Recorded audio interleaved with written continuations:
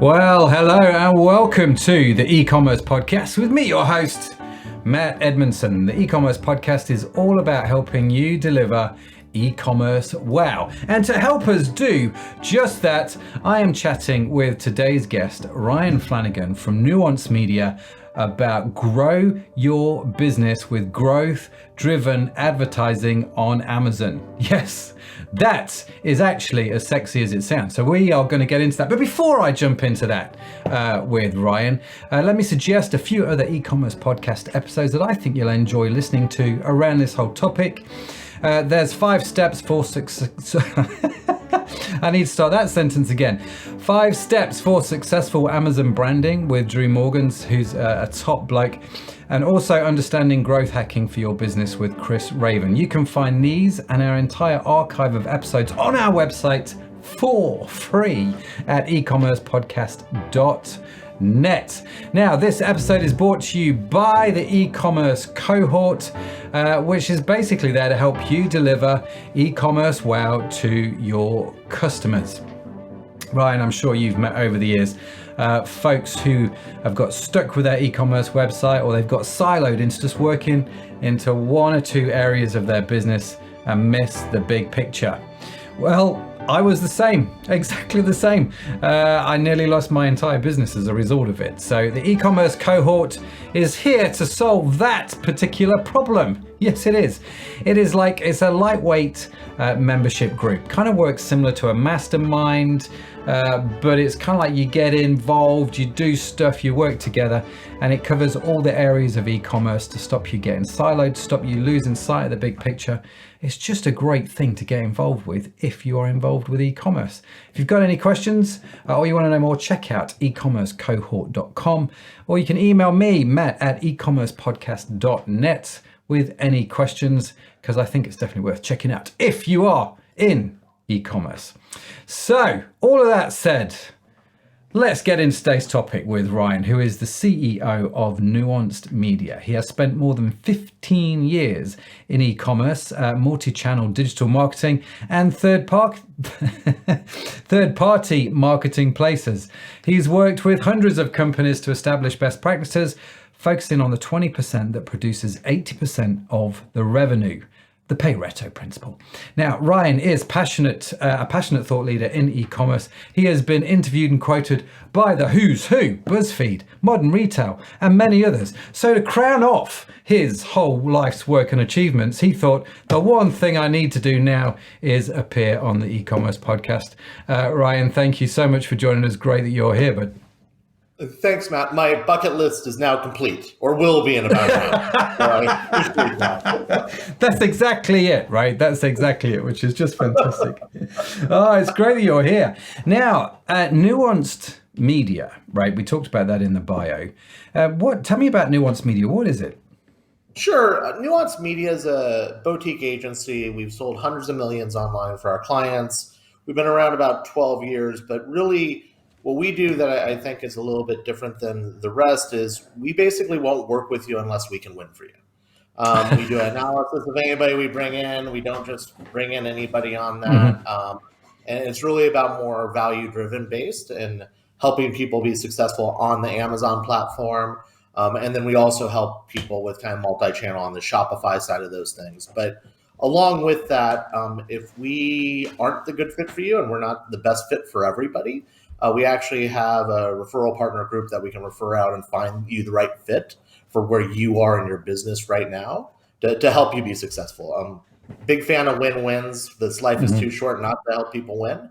And that's really what we focus on at Nuanced Media. Fantastic. And so I like that we won't work with you if we can't win with you. I think it's a great phrase. And have you found that the more successful you've got, Nuanced Media's got, and you've grown, you can start to be a lot more choosy is the wrong phrase, but you know what I mean? You can start to say to clients, actually, we're going to be a good fit for you. We're not going to be a good fit for you because you've not got that, where's payroll coming from this month, fear hanging over your head. There's that point, but there's also, in my gauge, sometimes a lack of expectation setting for people. You know, everybody, you see the YouTube ads all the time, you see the Facebook ads. somebody in a high rise talking about how they made $5 million in 2 weeks doing this type of thing on $5.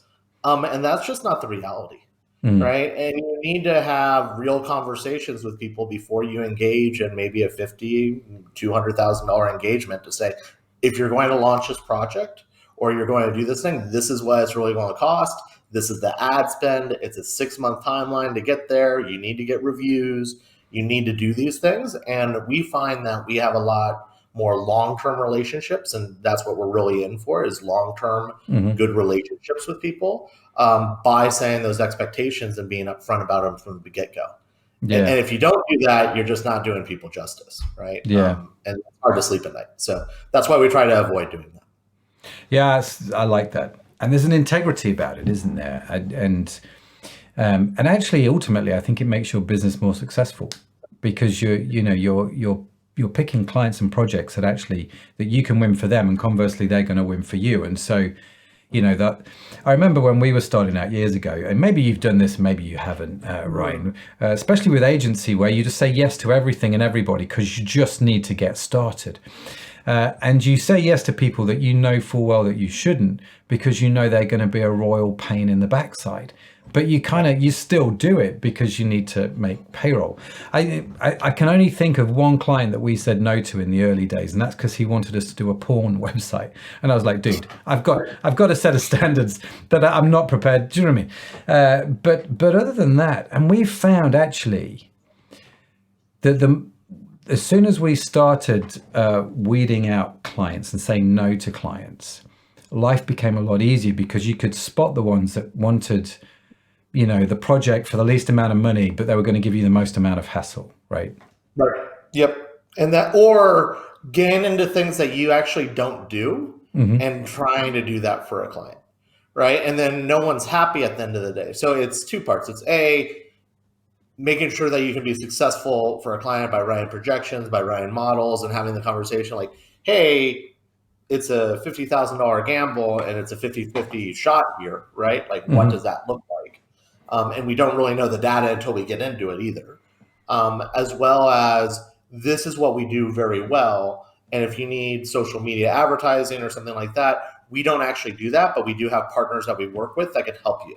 And then we can help manage that relationship as well. And that's pretty valuable too, because unfortunately, and Nuanced Media is a full service agency. But with that, we're full service on the Amazon and kind of Shopify platforms, but we don't play in those other areas as much as we used to, because we weren't honestly doing it as well as we wanted to. So by managing that relationship, by speaking up front about what you do and what you don't do, and then having the network where you can help people, even if you're not going to be a good fit for them, I find that everybody comes out significantly happier. And you can see our reviews on Clutch and all these type of things. And it's worked very well for us by kind of taking more of that ethical stance. And just at the end of the day, how do you live a good life? How do you win? How do you do that with everybody? Right? Yeah. No, it's brilliant. Absolutely. And so over the years, I'm guessing, as Nuanced Media has been going on, you've discovered your niche, your talents. You know what you're going to be good at. You know what you need to stop doing. I always had a business coach who asked me those questions: what are you going to do more of, get rid of, and what are you going to do less of? And it's, as you grow and mature, you figure that out. So one of the things that you guys have settled into is this whole area on Amazon and what you call growth-driven advertising for Amazon. What do you mean by that phrase? And then let's get into what you've sort of discovered there. Yeah, so what we're seeing, I'm going to kind of take a step back and talk about what we're seeing on Amazon in general compared to, during COVID or before that or any of the time period. When you look at the journey of Amazon's been really growing at an exponential rate for a very long time. Yeah. Right. 5 years ago, you could throw up a picture and put up some words. You could put up some information and really start selling right off the bat and make millions of dollars and grow pretty quickly from that. But that's not the same anymore on Amazon. We're seeing, again, more and more competitive on a weekly basis on this. You're seeing more aggressive ad spend. You're seeing basically a maturation of the market. If you look at the bell curve, I think we're still going on the upside, but we're kind of at this level that things are just getting more competitive. And how do you start managing that? Yeah. And essentially the old method of just managing pay-per-click and not looking at data or segments or any of these type of things is just not doing it for clients in general. The other thing that we see on Amazon is, and we work with a number of different catalogs and clients that way, but we typically see the Pareto Principle, as you were talking about earlier, but on Amazon, we call it kind of on steroids. So the Pareto Principle, 20% makes 80% of your revenue. On Amazon, sometimes we see like 2% of your catalog is making 98% of your revenue. Oh, wow. It's just really insane. You'll see a SKU or ASIN making $100,000 a month or more than that, compared to the rest of the catalog that's only making $50,000.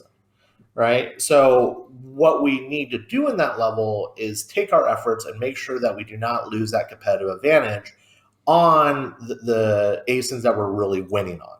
Mm-hmm. And when you look at that, it comes down to a few different things. But the first thing is setting up a segment analysis on this. So one thing that's been hard to gauge on Amazon, and we found this extremely valuable, is how is the market performing compared to how it used to perform. So when looking at your listing, we actually do an analysis and take the top roughly 100 ASINs that are similar to your product. So we're not talking about the beauty catalog if we're looking at lip liner or something like that. We're talking about very tight competitive margins on who are these people, who are lip liners that have sold over $500 a month, that have over 300 reviews, that are kind of in this space, right? And then you look at on a monthly basis of how you grew compared to your competitors. Mm-hmm. Now, the important thing of looking at that is if your market's up 100%, you could be celebrating, looking at that, hey, we're up 100% month over month. But then you look at the segment and the segment's up 300%. Mm-hmm. Well, then you're actually losing market share overall. Mm. And on the vice versa, like if you're down 15%, and we've had this, right, with some clients, we're like, hey, we're down. What's going on? You guys aren't doing your job, or what's happening?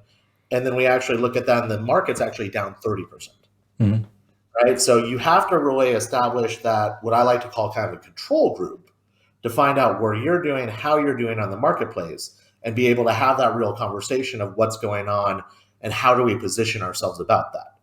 Now, once you have that established, it really comes into what we like to call more data-driven advertising and really holistically looking at your listings. So this is a age-old concept that we've been talking about in Google pay-per-click and these type of things. If you're running Google shopping ads and somebody clicks on there and they come to the website and it takes 5 seconds to load, you're not going to make as many sales, right? Mm-hmm. And you kind of see that. And people take that for granted a little bit on the Amazon platform because it is all kind of templated and systematic on those levels. Sure.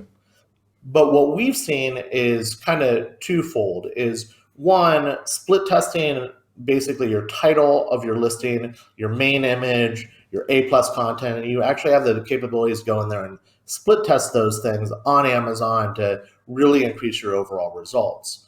The other side of this is when you're running your pay-per-click campaigns and doing those things, you will find words, phrases that convert better than others. Mm-hmm. And what we do on that is we find those keywords that are really converting and then integrate them back into the text of the listing. Okay. Because then you can organically rank higher for those. And they have a higher conversion rate, which will drive more sales, which will kick the flywheel off and really start growing on those things.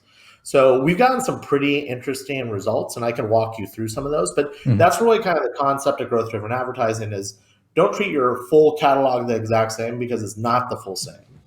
Look at your hero listings, the one that you're making really, really strong return on investment on, and then have a real conversation of how do we do this better than everybody else, and allot the time needed to do that because they are your hero ones, and we're seeing conquesting coming in all the time. And you really don't want to lose your position. But also we see by coming in and doing this really right for listings that already have a good sales velocity, we can sometimes do and 3x those by doing that, depending on the opportunity. So there's just a lot of common sense there, isn't there? And it's just that kind of idea, which I think so often we just don't think about. And that's actually, we've got a product here doing well. How can we make it do better? And so you're starting off with this Pareto principle. And actually this applies not just on Amazon, but I would say in the e-commerce space. You can look at your website catalog or your SKUs or ASINs, as Amazon like to call them, basically your product listing. And you can see what's performing well, and you're like, how do we improve this? What you said, Ryan, that I liked, there's two things that I want to dig into a little bit, if I may. One was the segment analysis and actually just checking your growth against what's going on in your segment.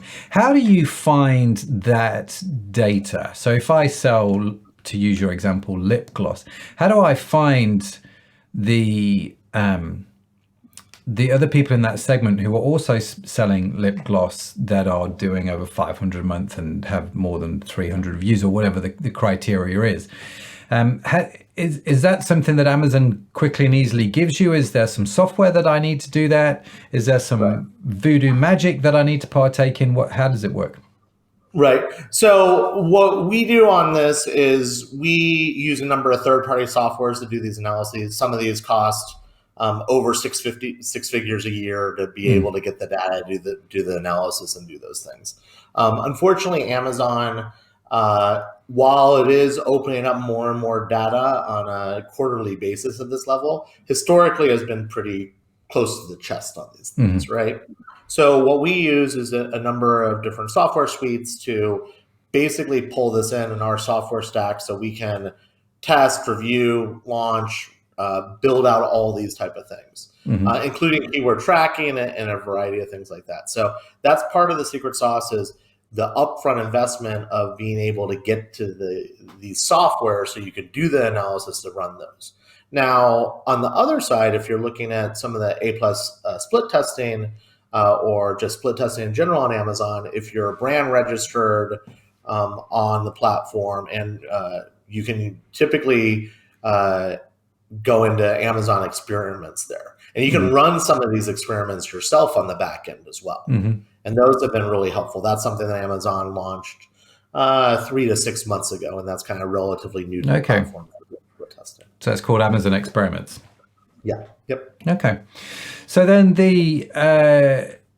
so you find this information out using the software stack, which is probably realistically where you're going to need to go speak to an agency, because unless you're going to go and spend crazy money on getting the software and figuring it out, why would you do that, right?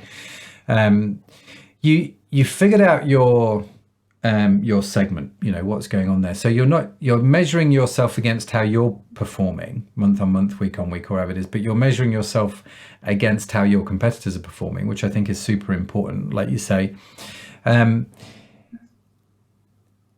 What are some of the things that to cite the example, I'm selling 100% more, so I'm happy, but then I realize the industry or the segment is growing by 300%.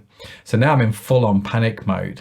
What are some of the things that I need to sort of instantly think about here and go, hang on a minute, I need to look at this? So you've mentioned, for example, split testing your A+ content, looking at keywords that convert. But what are some of the maybe more obvious things that I also need to look at if I'm not using an agency like yourself? Where do a lot of people get it wrong? Yeah, so it's not really tracking the conversion data, but then not being aggressive enough, particularly with the ad spend. So where Amazon's significantly different, and it's ironic, but we find other agencies talking about ACost all the time and talking about lowering ACost and things like that. And that's great, because if I advertise on your brand, I can get a great ACost, right? It doesn't mean you're going to grow it all. It means you're defending your brand, but it doesn't mean much more than that. What you really need to look at on the Amazon platform is what we call your tacos. So just quickly, I'm pretty sure your whole audience understands what ACost and tacos are, but I'll give a quick explanation. So advertising cost of sale is what you have on that. So that's typically when you look at ROAS on Facebook ads or Google or anything like that, that's normally what you look at, right? Similar kind of terms that way. So I spend $1, sell $4 worth, that's a 400% ROAS, right? Or 4x.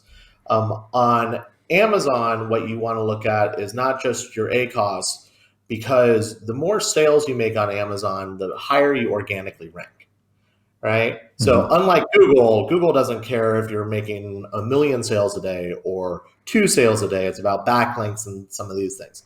Amazon says, hey, you're making sales. We take a commission on everything. So if you're making more sales, we're going to rank you higher because you got something going on. So when you look at that, you need to really look at your advertising spend, the organic sales that you made on the platform. Okay. Right? So with that, it's the total sales that you've made on the platform, not just advertising sales and not just organic, but the total sales. So in the case that we said before, sometimes you'll be spending, let's say, $30,000 a month, and you'll be making let's say, $300,000 a month organically. Well, what that is that's a 10 return on ad spend, total return on ad spend on the platform. I spent 30,000 and made 300,000 overall, compared to maybe your pay-per-click is only giving you 60,000 back. So you're like, oh, I'm spending 30, I'm making a 2x on the ACoS side of that, or it's a 0.50 ACoS. That's not the full picture. You need to look at the 10x you're making on the platform and maybe even get more aggressive on the ACoS. That's really fascinating. So the more you spend, the more you're going to rank organically, which comes back to the point you raised a few minutes ago, that actually understanding the keywords that then convert in your paid advertising should be added then to your copy, so you start to rank organically with those. So this becomes a whole big learning environment. Right. Well, and it's the more you sell, the more you're going to rank organically, right? So spend is definitely a component with that. But then again, you don't want to be spending on things that you're never going to rank for. Sure. However, Okay, I got that wrong. Sure. Yeah. So the more you sell, the more you're going to rank organically. So is this a case of then with Amazon, there's that old saying, I wish I could remember who said it, I genuinely can't, but I've got this phrase in the back of my head that those that can spend the most to acquire the customer win. Is it a case of that being true with Amazon, that actually you've got to go into it with your eyes open a little bit, which says I've got to be prepared to spend on customer acquisition? Yes and no. So Amazon looks at conversion rate with everything too. So if you are spending too much and you're not making sales, well, they're going to stop serving your ads, right? So again, Amazon's really down to what gets us the most money back is our overall hypothesis. So if somebody's spending a ton of money but the sales aren't converting, then you're going to have to spend more on those ads. Or you're not going to rank as well. You're not going to be sticky as far as a rank level. So the major components you have to look at that when you look at your listing and optimization for your listing kind of comes down to a few different components. One is very controllable, and that's what your listing and the copy that we have on your listing are, right? You control that for the most part on those things. The second thing that you need to look at is your reviews. If you don't have 4-star reviews and something close to what's competing in the market, then you're going to have a hard time doing sales. And quite frankly, you have to rerun your pay-per-click campaigns once you kind of hit each tier, right? So we say 30 reviews on average is the first tier. You don't want to be too aggressive on ad spend until you hit 30 reviews, because no one's going to buy you under 30 reviews unless you have great branding off platform and you're the next big thing that's coming through. Right. So that's the first step on that. But then you want to reanalyze some of those keywords that may not have been converting when you hit 100 reviews, because your conversion rate kind of goes up every tier you hit, and the closer you get with that. Right. So there is kind of a brand or product journey that you go with every time as you're kind of escalating and growing with these things, and a time to reassess the data that you're doing to say, well, when do we need to integrate these keywords? When are they converting? And then when do we need to do ranking strategy around the keywords? So this is, I guess, where coming back to your sort of growth-driven sort of advertising Amazon, isn't it? Everything's feeding everything else in terms of the data and the learning. and it's sort of constantly going around. And so as you're learning more, you're changing the content on your pages. As you're changing the content on your pages, the conversion's going up, which makes your advertising spend more effective. And it seems to be like you're creating this almost upward spiral, this upward vortex. Have I understood it right? Yeah, that's exactly it. So the analogy I like to use here is the vast majority of companies are working out like we did in the 80s, right? Like, remember the 80s, you'd run, you do the Love the Rocky 80s. stuff, Yeah. you know, do all that great stuff. But Rocky was going home every night and eating pizza. And Rocky wasn't eating pizza, but we were all going home and eating pizza, and we weren't really getting in better shape. Right? So you're kind of taking the one view of your workout plan. This is how I get it. I go to the gym, I work out, I do these type of things. But as we've evolved in this, we say, hey, diet is kind of important as well. Right? So, and that would be the listing optimization, the split testing, those type of things, because you're working out. But if you're eating well and you're doing protein drinks and you're not eating pizza every day, then you're actually going to get in shape a lot better, and you're going to be the best brand out there that you can be. That's really good. I like the Rocky analogy. Any analogy that includes Rocky is a winner in my book, Ryan. I'm not going to lie. I tried to use the music, but it didn't work. Dun, dun, dun, dun, dun, dun. Anyway, I shall stop singing there, dear listener, because frankly, you don't need that in your life. Now, but that really comes down to the case of what it is. You know, like Amazon is an evolving market, right? And it's getting more competitive. So you have to train harder, you have to be stronger, and you have to have as much data and analysis and trying different things to beat out your competitors as much as you can, right? And that's what we're really seeing. Yeah, no, I'm curious, Ryan. I don't know if you actually know the answer to this question. So you will have come across a lot of products that just aren't selling for whatever reason on Amazon, right? So it could be the content, it could be they've not got reviews. How much of it is actually down to the product itself? Like, can you take a rubbish product on Amazon and sell it, or is it? Because slightly loaded question. I'm of the opinion in e-commerce that's become very complex to do. It's much easier to win in e-commerce if you have a product people want to buy in the first place. Do you know what I mean? It's actually got that kind of demand. Yeah. If you don't have a product that gets reviews, and reviews are a whole nother conversation on Amazon, right?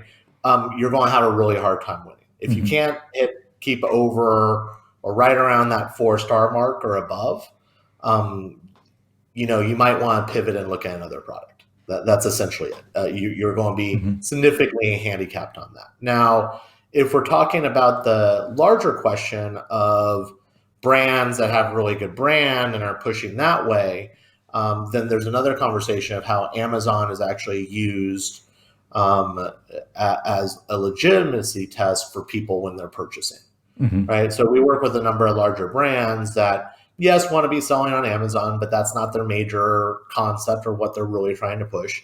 They want to have the best listings up that they can. They want to have good reviews, but it's really for testing the literacy test. And maybe they're a premium product and they're 2 times more expensive than the other lip liner on there, right? For example, and they're going to drive sales on Amazon, but they're never going to be the biggest winner on it. Right? So in that case, there is a concept of getting your listings up, managing those wells, really doing brand defense so people aren't conquesting and stealing your sales from that, and then choosing your battles of where you can scale on Amazon and where you cannot.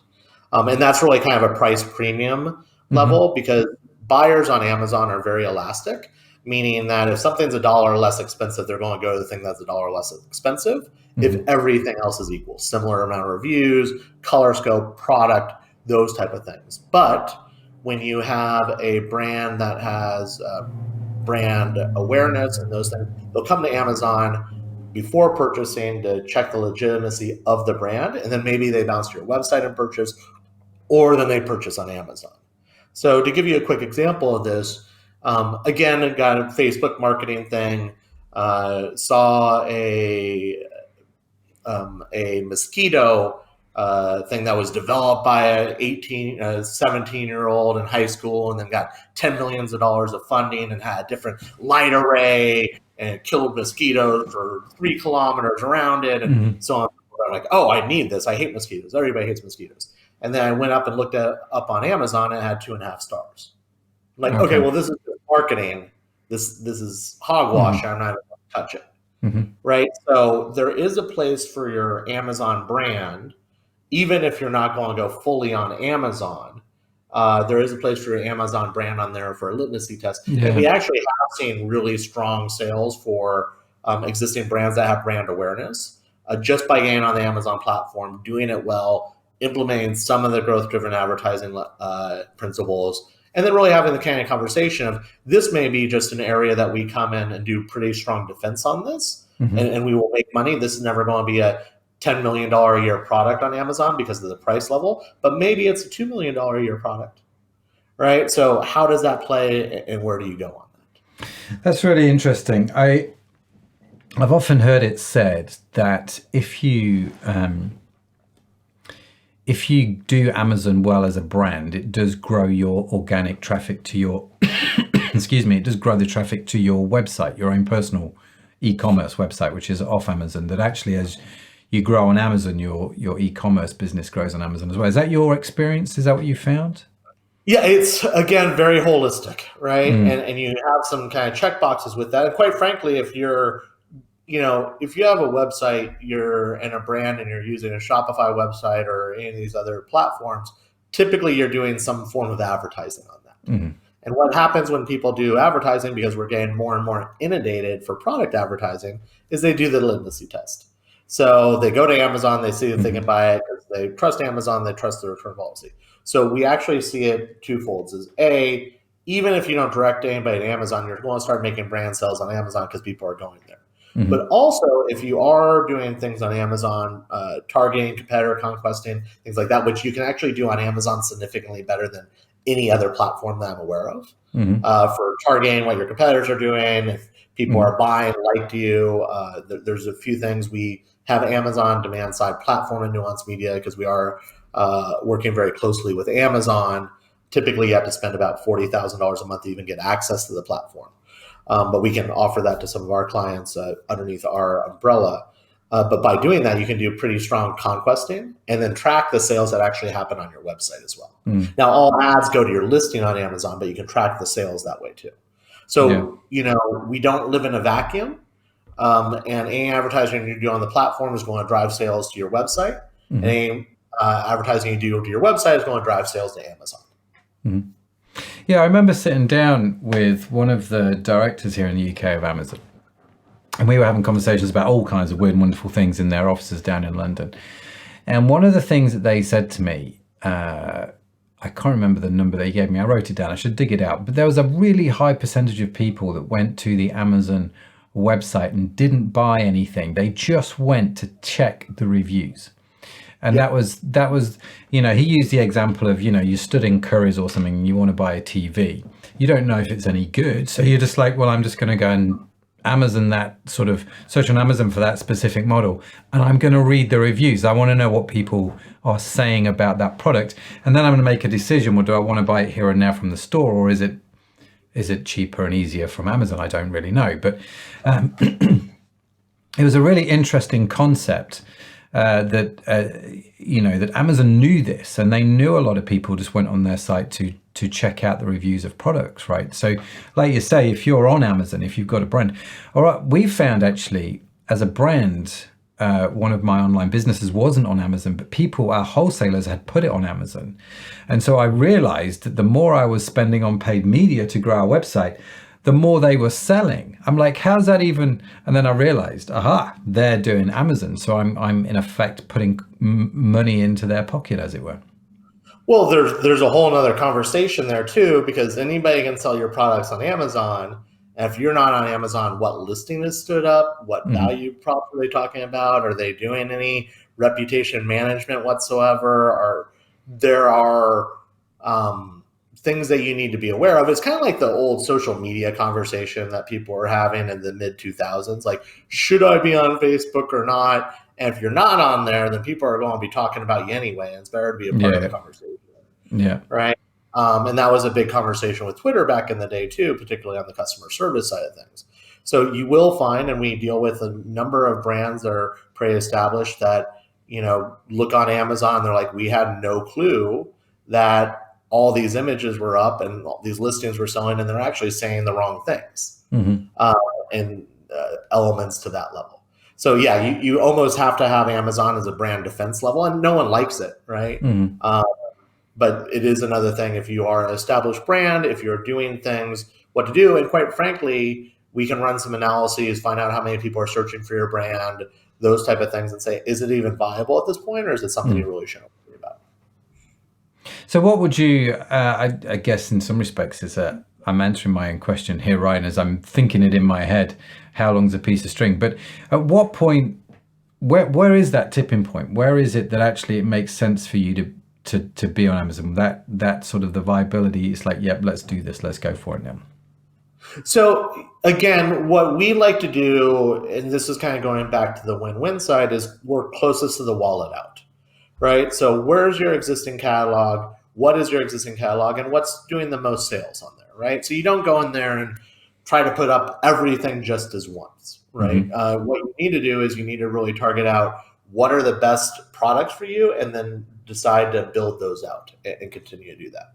But what I would look at is go on Amazon, depending on your amount of sales. If you have a product that's doing over, I'd say $10,000 to $20,000 of sales for your website, it's probably time to really start looking at it, because you're really starting to grow on that. It could be potentially a time to look at it even beforehand, because Amazon's about 48% of product search in the United States, and Google's about 35% of product search. Okay. So by just being on Google, you're actually working on a lower marketplace. But go on Amazon and search yourself, and then see who's advertising above your brand, and see if you can live with them stealing your customers, because that's what's happening right now. Yeah, you're doing advertising. People go, hey, I need this mosquito killer, and I go by my brand, and the mosquito killer is a horrible example because it's a horrible product. But I need this lip liner, right? And then you go look up there, and then you see the Lady Gaga lip liner instead, and you buy the Lady Gaga one because you're not available. Right? It's interesting. There is a very definite strategy for marketers using Instagram, right? So you get a product, comes up on your Instagram feed, buy this product, you go to their website, and it's usually a company shipping from China. You know this because there's no contact information at all on the website. And it'll sell you, I can't remember the last example I saw, so I'm just going to go with something off the top of my head, like a head torch for hardcore campers, right? And they'll show you this image, and it's like 30% off for limited time. You go to their website and it's like $70. And then you go to Amazon and you search that exact same product and it's $30. And I can get it tomorrow rather than in 5 weeks' time. There seems to be this strategy, which I still don't understand, by marketers. Obviously, they're just trying to get people on that sort of, I guess that sort of, that I'm going to buy right now, that impulse buy type thing. So I'm always surprised by how much this actually happens with Instagram, Facebook as a strategy. I'm going to sell a product which is cheaper on Amazon, but I'm going to sell it higher for impulse purchases, maybe with a sexy image or something. Do you find that actually, you focus on the other side, you focus on Amazon, you're selling the head torch on Amazon. Does this kind of thing help you or not? It actually generates more demand to Amazon and more search. And because of that, if you're the one advertising there, you're the one that organically ranks and you have the reviews, it actually helps, because it is driving more traffic, because people are like, I didn't even think about buying a head torch, right? And that's like any advertising that somebody else does for marketing, and then they find us organically or see our reviews. They weren't thinking about the email solicitation they just got for Amazon. And then they go, well, I should probably work with a company that's credible compared to somebody who just emailed me randomly, right? And then you go there and then you buy and you do that. And it's actually another thing that's pretty compelling that's happening in the Amazon space is Amazon's really pivoting to working more with brands. They've really cracked down on the review augmentation and all the fake reviews that were happening. But they're rolling out a whole bunch of features for brands And one of the things that they're doing to continue to drive the flywheel is if you're brand registered, you can basically put in an affiliate link to your marketing. And depending on the category, you can get up to 10% of the referral fee back. So on Amazon, typical referral fee for the pleasure of being on Amazon is 15%, right? Mm-hmm. You pay on 15% every time you make a sale. But now, if you actually drive to your listing or your store and somebody purchases and you're using that from a Facebook or Instagram or any external marketing that you're doing, you'll actually get 10% commission back on that. So then Amazon that's really interesting. Yeah, because that was going to be my next question. If I see the guy advertising the head torch on Instagram for twice the price, but I actually have the head torch, is there a strategy which says actually I can pay to appear on Amazon? You know, the Amazon search, and I'll pay to appear there. But should I also think about using Instagram to drive traffic to my Amazon listing versus my website listing? I've asked this question. A couple of people had varying degrees of response actually on the show about this. So I'm curious to know what your thoughts are on it, Ryan. So what we see on the platform in general is Amazon's pretty early on that, and I don't 100% trust the data that we're getting for the conversion rate or the attribution for the sales on this, right? Mm-hmm. So it's twofold. A, test, right? Try mm-hmm. both and test, right? But what we typically see on the Amazon platform is Amazon has a higher conversion rate in general. When people are shopping on Amazon, they're shopping to buy. Mm-hmm. So we'll see a typical a 5x the conversion rate on your Amazon store compared to your website, just in general. Yeah. Right. So, but the customer lifetime value is significantly lower because you mm-hmm. don't own the customer data. Mm-hmm. Right. So what we see on your website is the customer acquisition cost is higher, but your lifetime value is significantly higher. Mm-hmm. Right. It's because you cross-sell, you do all those things. You have their email address. You can do lookalike audiences. You can do all these other types mm-hmm. of things. So it really depends on where you are in the journey as a brand. Do you have one product that you're selling? Well, then maybe Amazon makes sense because you're not cross-selling and doing all those type of things. But if you have, this is the first product in a 5-step product line, then your Shopify site or your website may make more sense of that. But honestly, you have to get up and test both of those mm-hmm. to see what happens. That's at the end of the day what you have to do. Very good answer. Very well balanced answer, Ryan. It's a very good. First time I've ever said it, Matt, I swear. Yeah, absolutely. So left field, let me ask you maybe a bit of an odd question, but I'm curious to know the answer. So, you know what, tomorrow you wake up, you decide, you know what, I'm gonna set up an Amazon business. I'm gonna start selling stuff on Amazon. I don't have a product yet. And I see this all the time on Instagram, YouTube ads. Maybe it's just me, they advertise to me, you know, come do my course and we'll show you how to make 5 million on Amazon by selling plastic widgets, which you buy from China for 12 pence and you sell them for 40, whatever it is, right? No bait and switch going on there whatsoever. Yeah, no whatsoever. And if it was that easy, forget the course, sell the product, leave me alone. But that's another story. Anyway, so you've got that going on, right? And you said right at the start, it's not actually that straightforward. It's not that simple. But obviously there are people who wake up and go, I want to now sell on Amazon. How would you approach it if you were a total newbie, right? How would you approach this sell on Amazon thing? Would you ignore all these courses, or are there some that we should think about? Whatever comes to mind. I'm just really curious. Right. So I would probably take a course just so you understand. You always start out with education, right? Mm-hmm. And it doesn't necessarily have to be a course, but watch some videos on it, see the product findings, see what they're saying on those levels. But at the end of the day, before you go buy anything, search the term that you think people are going to use when purchasing this, and look at the listings, right? Are they all really well done? Are there good reviews? Are there good images? Are there video ads? Like, where is that and where is that in the competitive horizon?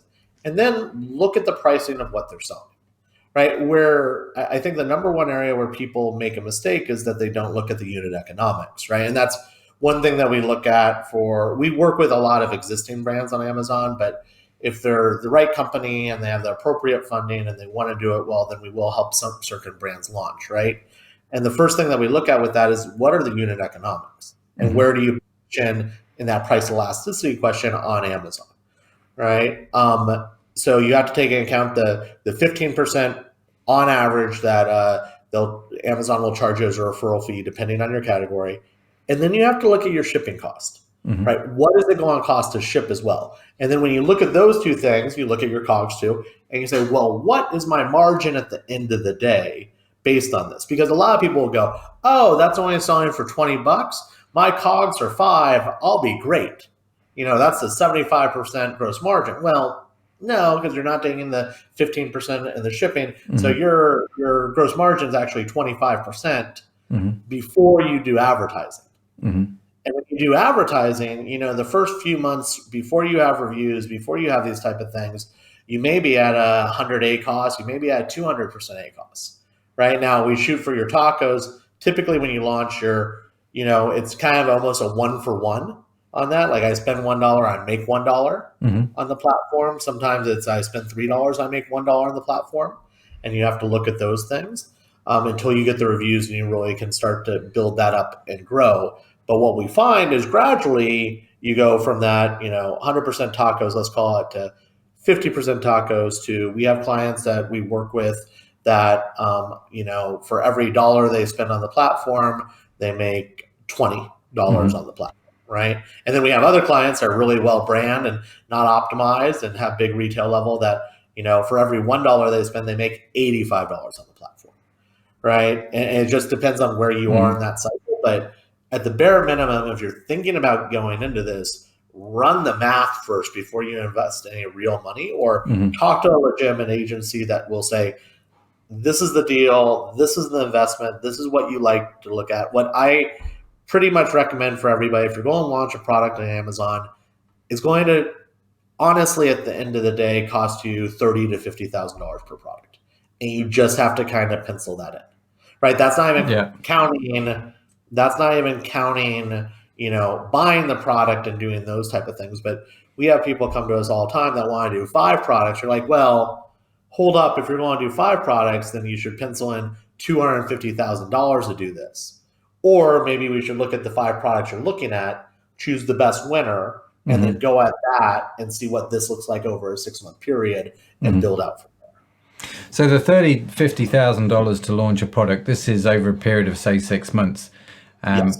And the majority of that fee is going into the paid media to try and figure out what it is that you're doing, who's buying it, and so on and so forth. Is that right? Yes, that's correct. Okay.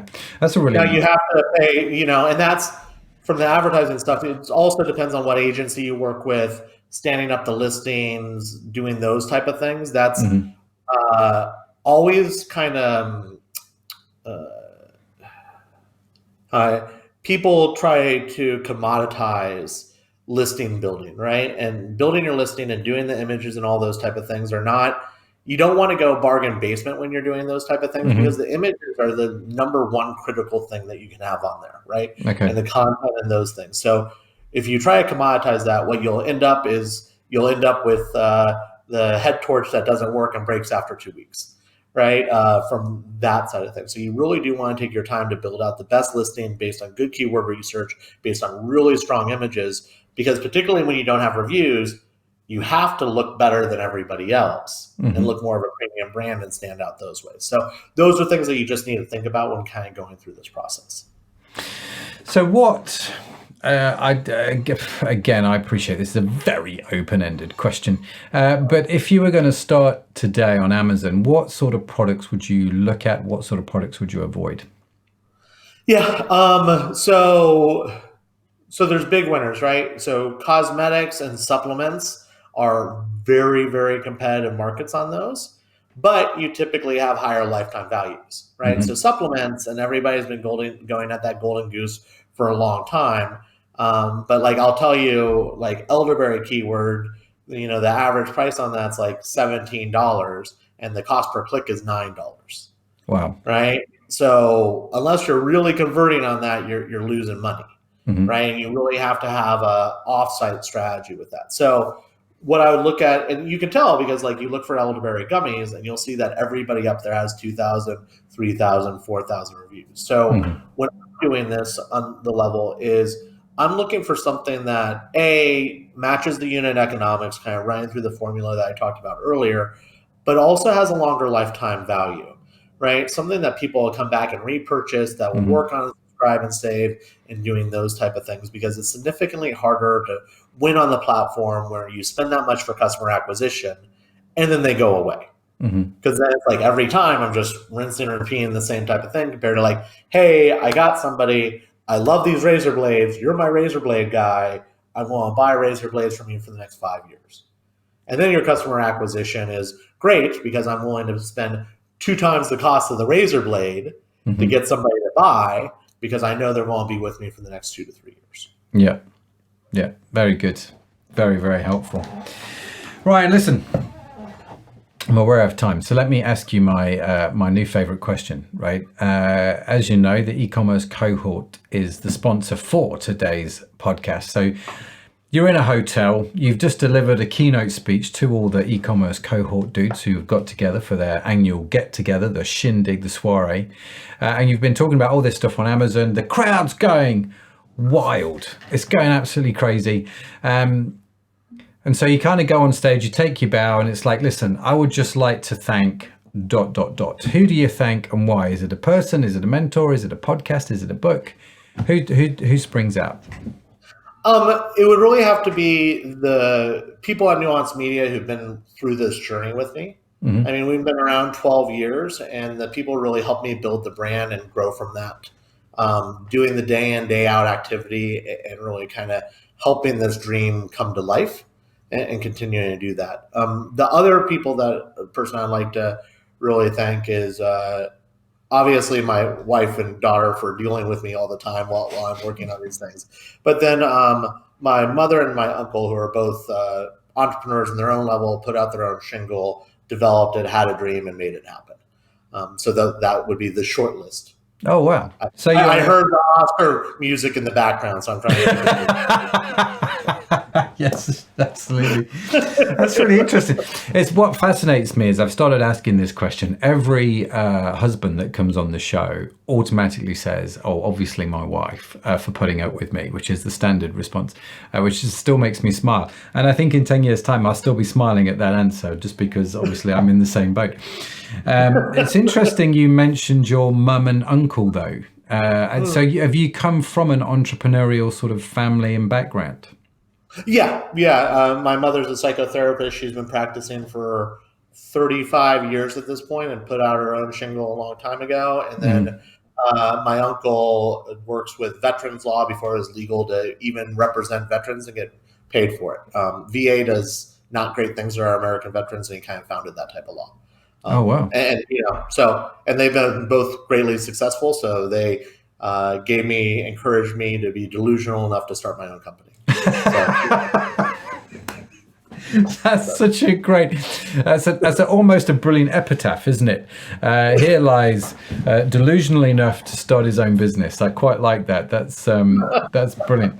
And I was thinking, your mum's a psychotherapist, so do you feel like if you say something, she's kind of analyzing what's going on all the time, or is it? We're way beyond that. Yeah.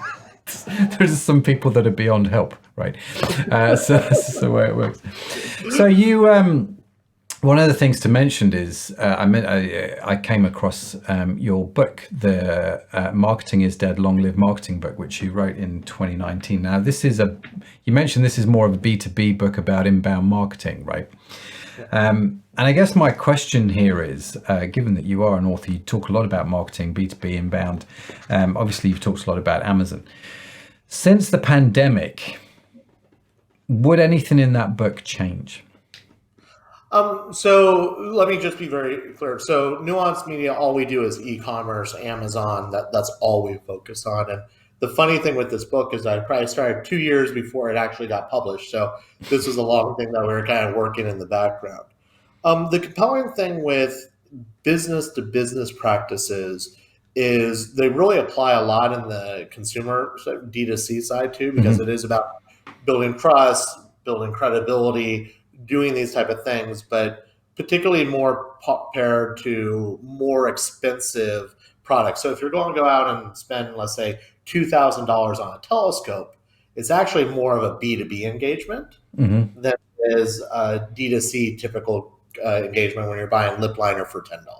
Yeah. Right? Because you need to do your research, you look at reviews, you need to make sure it's the best, all these type of things. So that's something that I think would be very interesting, is highlighting in that book more how this pairs to high value items in Amazon and on Google on your website compared to just looking at the B2B side. Because quite frankly, B2B sales are more about risk than anything, because somebody's job may be on the line, finding the right company, doing these type of things. And that's quite frankly why we built out this kind of partner network at Nuanced Media. If we're not a good fit for somebody, so we can help people still make the good decision by a company that's actually been doing this for a while and has vetted a whole bunch of providers on this to make sure you're not having an issue with this. But with this part of it, it is about looking at how higher valued items go through that customer journey and how it really pairs to that. So that's something that I probably would have added to the book when looking at that on that side of things. Yeah, it's interesting, isn't it? I mean, I remember when we started the e-commerce podcast, it was called the Curiosity Podcast, I think, originally, back in the day, before I changed the name. And I remember one of our very first guests on the show was a lady called Chelsea Cohen. And the title of the podcast was How to Sell a $6,000 Sweater Online, right? And I was like, who in the world is going to spend $6,000 on this? Apparently there's a lot of people that will spend $6,000 on a sweater, but let's not go into that. And it was interesting because what you're saying is actually, if you're in that field, that sort of luxury end, that high end, then actually some of these more B2B principles do apply, and you should be aware of them in terms of the customer journey and understanding the customer journey. And that's what she talked about. And I'd say it's interesting, isn't it, how these sort of things come full circle. So are you going to update the book, or are you just going to leave it? Or have you got another book in the pipeline, like How to Kill It on Amazon? Yeah, so we're working on a number of things internally on this right now. You can check out our blog. There's a ton of blogs out there. We publish, twice a week. I pretty much write quite a bit on those type of things. But the blog, I mean, the next book I'm probably going to vet for. I have some ideas that I'm entertaining. I'm not willing to say anything at this point, Matt. Okay. Stay tuned on that level. Dun. Well, when you write the book, come back on the show and let us know what it's all about. How to Kill It on Amazon. You heard it here first, ladies and gentlemen. So listen. But the problem that we see with books, to be very candid, is that in the D2C space, things are changing so quickly. Right? Like B2B principles are kind of historic and they stay that way. There is, prospects versus leads, how you qualify, how you get them in, thought leadership, all these type of things.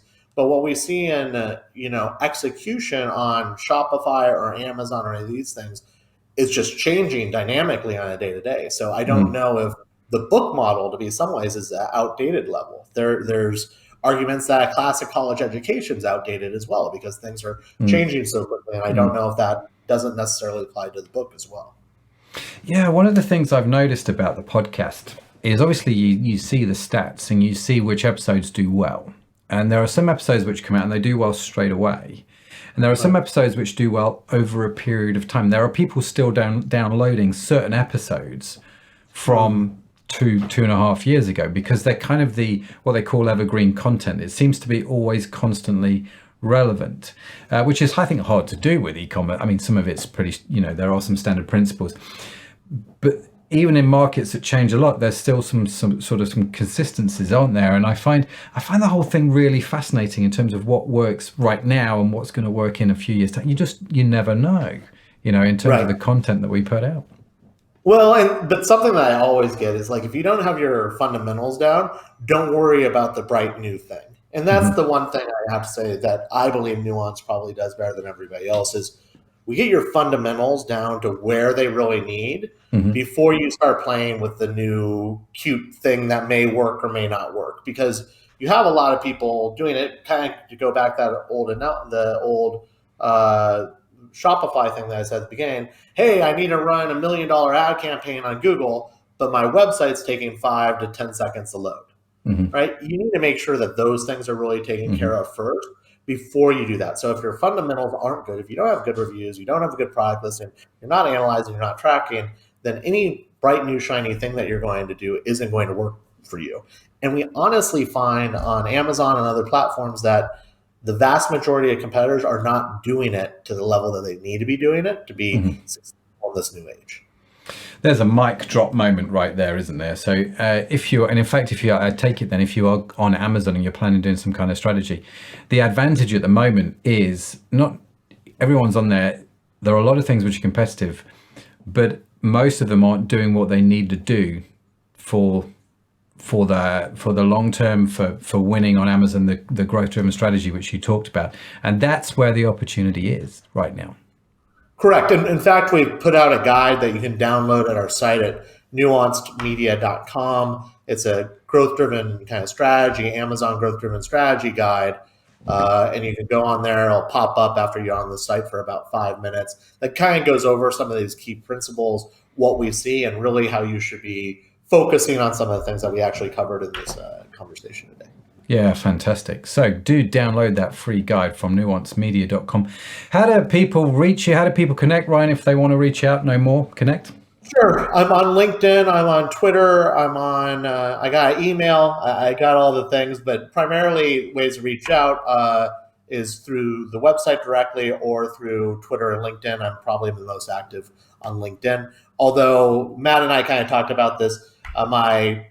Please don't judge me for my Twitter presence at this point.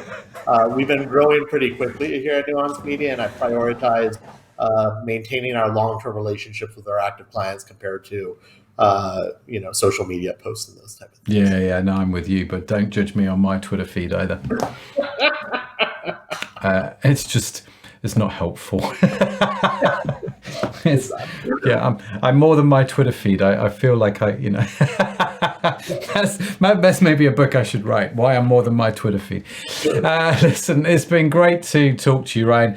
And of course, we will link to Ryan's LinkedIn, his Twitter, his websites, get the strategy guide, all that sort of stuff you'll find in the transcripts and show notes, which are available on the eCommerce podcast website, ecommercepodcast.net.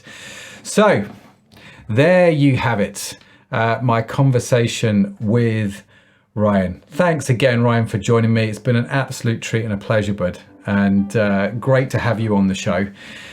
Big shout out again to today's show sponsor, the e-commerce cohort. Do head over to ecommercecohort.com for more information about this new type of e-commerce community that you can join.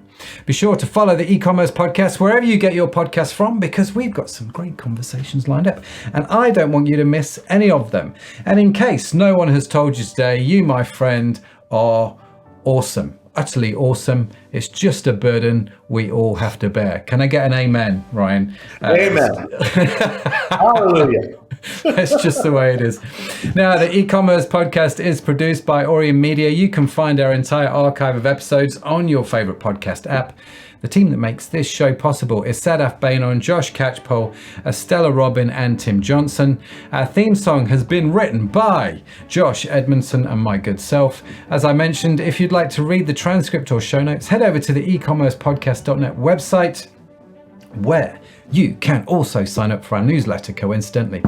So that's it from me. That's it from Ryan. Thanks for joining us this week. Have a fantastic week wherever you are. I will see you next time. Bye for now.